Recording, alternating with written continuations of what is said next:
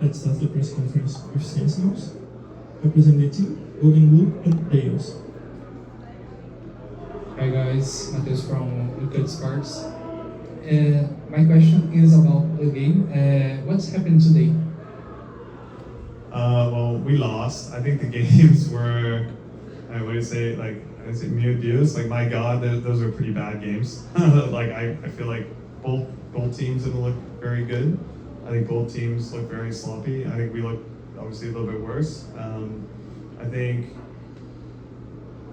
as a team, we played a bit more connected today, but individually there was a lot of errors and a lot of people getting picked. And yeah, we have a lot to improve on, I think.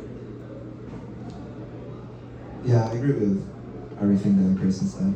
I think that obviously we're not very happy with the result. I think that regardless of who won today, if we show this level of gameplay versus Furia tomorrow, we're going to lose. So I think, obviously it sucks on our end, but for the hope of NA, I hope that Sentinels are able to show a better performance tomorrow, and for ourselves to take the lessons we learned today and be a lot stronger and be better for the next flip.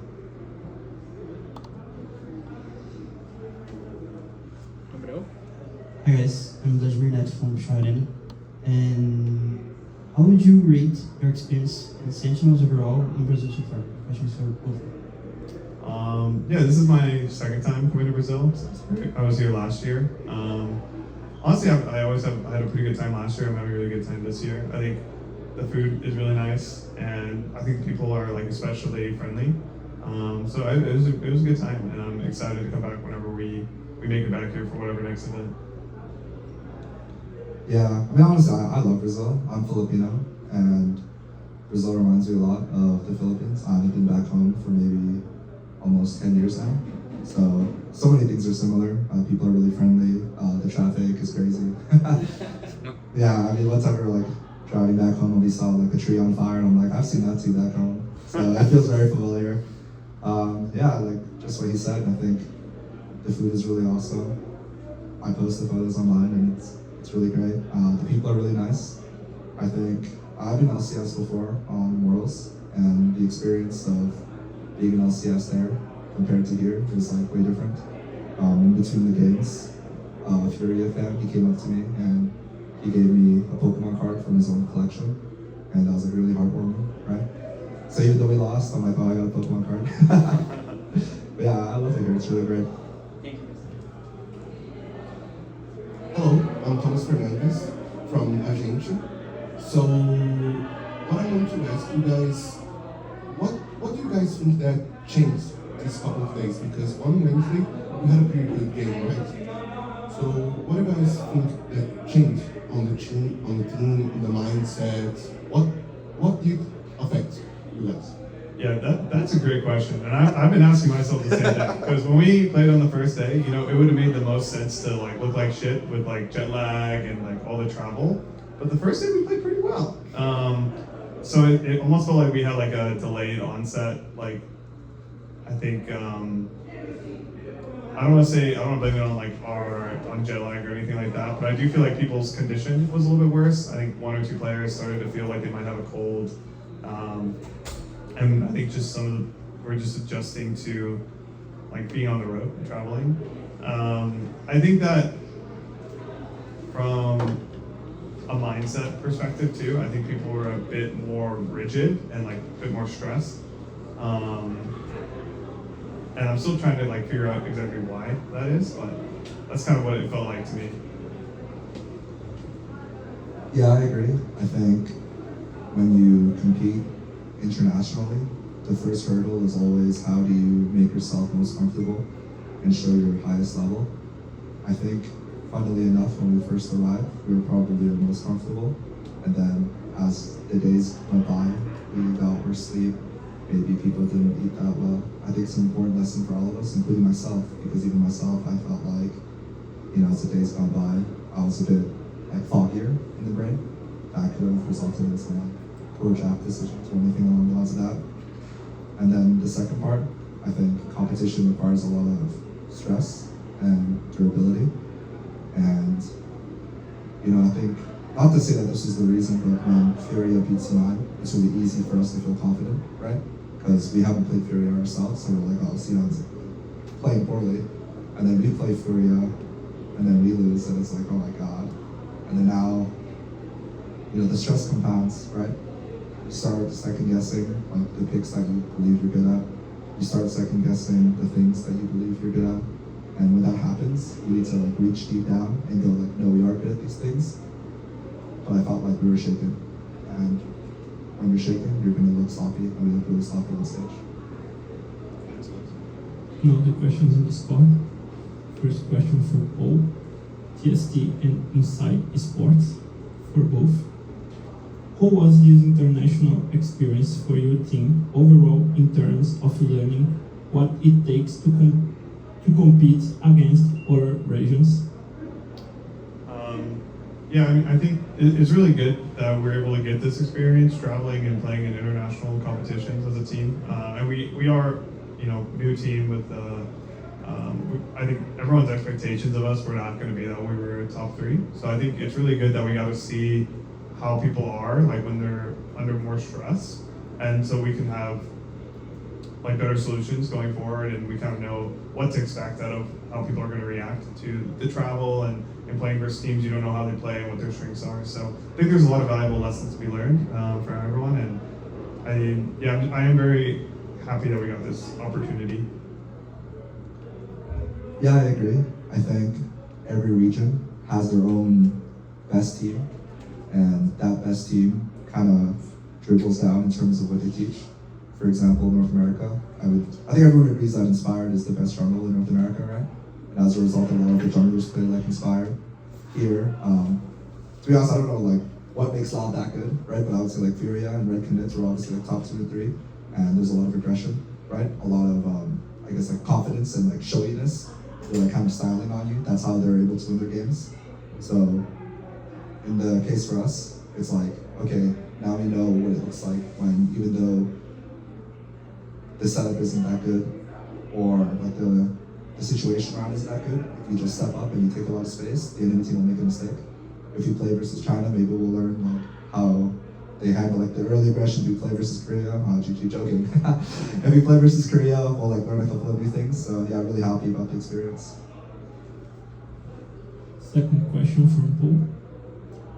And second, what did you learn about your team, strategies and weakness over the split, and how we will use the next few weeks to get the team ready? I've learned that I think that we can be pretty inconsistent with like keeping our sleep regimen and like our like I guess like lifestyle regimens when we travel. I will say like it was kind of hard for me as well, because I think there wasn't very many opportunities for me to get outside and walk a lot, because we were just practicing so much as we got here, and kind of like get, you know, my daily vitamin D. I think kind of everyone kind of felt the same way. I think that I don't want to like go into the specifics exactly, but I kind of saw how people react to the travel on our team, and who gets more stressed out and who gets more tensed up from that kind of stuff. And I think going forward, I kind of now can make a plan for those players to, when we travel, we need to be doing like this 2 days before we travel. We kind of already did that, but now I got to see who followed it and who I need to kind of like put more attention to make sure that they follow our travel regimen. Yeah, that's really solid. Honestly, I forgot the question. Can you say the question again? I forgot. I'm so sorry. I was listening. It made a lot of sense. I was like, what am I supposed to say again? Sorry. So the question is, what did you learn about your team's strategies and weakness over the split, and how we will use the next few weeks to get the team ready? Okay, I think one of our team's strengths and our performance coach, David, he says this all the time, is that when we try to learn something, we learn it. And I think one of our weaknesses is that when we learn something new, we forget it. So I think it's next split, it's all about making sure that when we do learn something, it's like bone deep, and we maintain it going into the other weeks, even when we're trying to understand other things. Because I think it's very easy to say that Sentinels as a team, we're very strong, and we have a lot of potential, and you guys seen us at our best. But you've also seen us like at our worst, and it goes up and down. Thank you. That's good. I think I actually misheard the question as well when I realized my answer, but I agree with Dayos said about strengths and weaknesses are, and I think that one thing I just like to add is I think our strengths is our ability to play together as a team, and I think one of our weaknesses is that it kind of coincides. I really want us to focus more on our individual gameplay, and kind of like make that the focus for next split. I like that. Thank you. Dori, can you make your question, please? Hello, I'm sorry for your loss, and I'm Dory from Dory, and I would like to ask both of you, is Sentinels anyhow different from the Sentinels who arrived in Brazil? For example, you face two Brazilian teams, and anyhow did it change Sentinels in a way? So did it help? Did I hear correctly that it's like how did playing against Brazilian teams, like what did we learn from them? Is that correct, or what was the question? Yes, did it change your Sentinels anyhow? Give a second. Yeah. I think it helped a lot. Like I said earlier, you just get punished differently. I think that in our own region, people were very rigid in the early game, and as a result, it was like pretty mathed out. But here, when we played versus Brazilian teams, they were more willing to do different things. I also think that there was different draft priorities, so you learn a lot about what champions they think is strong, and we can also look at how strong these champions are and be willing to play them ourselves. Specifically for Red Canids, I would say the main thing that we learned was, what was the main thing we learned from Red Canids? God, it was so long ago. There were so many. Even though it wasn't that long ago, there were so many games. I think the main thing that we learned from Red Canids was the importance of like connecting, because Grayson said earlier that as a team, right, one of our biggest strengths was connecting. But I think versus them, we weren't doing like that great of a job of it. So it's like, okay, why was this not happening, right, versus them?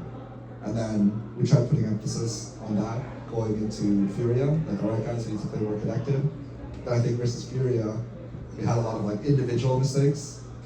So I was like, okay, well this is kind of awkward now. And Furia showed us like the confidence, right? I talked about it in the last press conference, like Tati going in and out. I guess just mainly like how do we handle stress? I think Furia, when they were in stressful situations, because some of those games they were very close to losing, I felt like someone on the team could have stood up and became like a superhero. But then with our team, when things were becoming hard, we were looking at other people to be the superhero. Sometimes you just have to step up and make something happen. And we didn't really have, I guess, like that in us in those moments. I think every time we played against a Brazilian team, there's always someone who tries to go for something that makes it happen. So I would say that. I think Brazilian teams taught us a lot that we need to play better individually and look for those moments. I think playing against the Brazilian teams, I think one thing that I liked from them is I don't feel like they followed the same meta. They're kind of down to play what they think they're good at and like combos. I think like they pulled out the Yasuo Recon game, they banned Poppy for it. I think they also just prioritize like Furia, they prioritize Ashe Seraphine really highly, and we kind of copied that too from playing Ashe Seraphine today.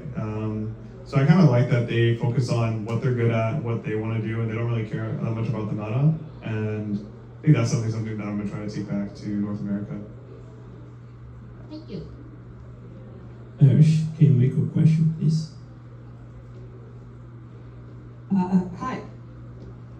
My question is mentioned a similar sentiment, and like other C9 players mentioned it about condition being weak and just feeling like, whatever, difficulties in reaching the level that you guys know you can play at while here at this tournament.